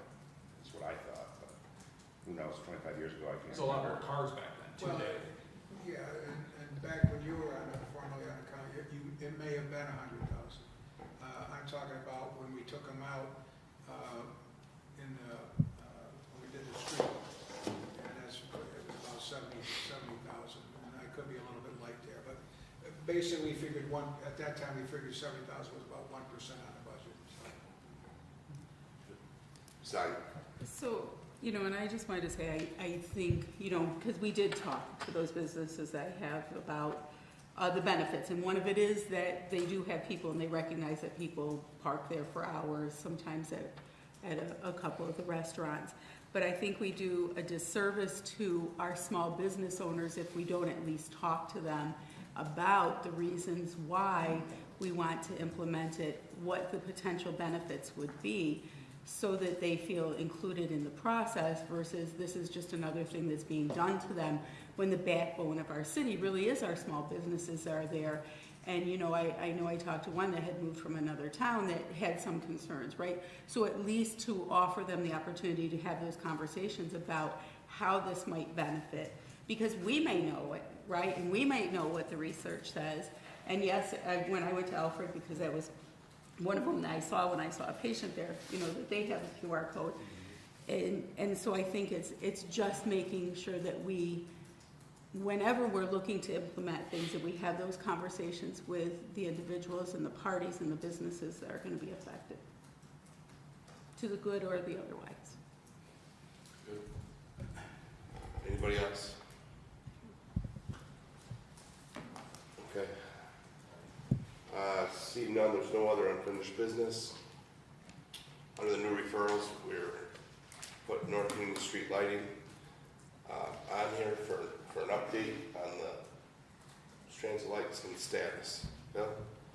This has probably been one of the most frustrating items, and I know the public should be frustrated, but I want to have the opportunity to fully brief Bridget on this and see what our next steps can be. I haven't had a chance to do that. when you, like, I know you said you probably want after the first year, obviously, do you have an idea, rough timeline? How about the second committee meeting in January? Tiffany, can you schedule that out? And then, Bill, can you also then include, I know you got talked around the other issue, but can you also include a plan to either get them working, what it would cost to take, or a plan to just remove them, something, Yes. And resell? Just kidding. list on eBay? It's good. Okay, Marketplace. all right, no committee reports, a motion for adjournment, Second. seconded by Alderman McCall, all in favor? Aye. Opposed?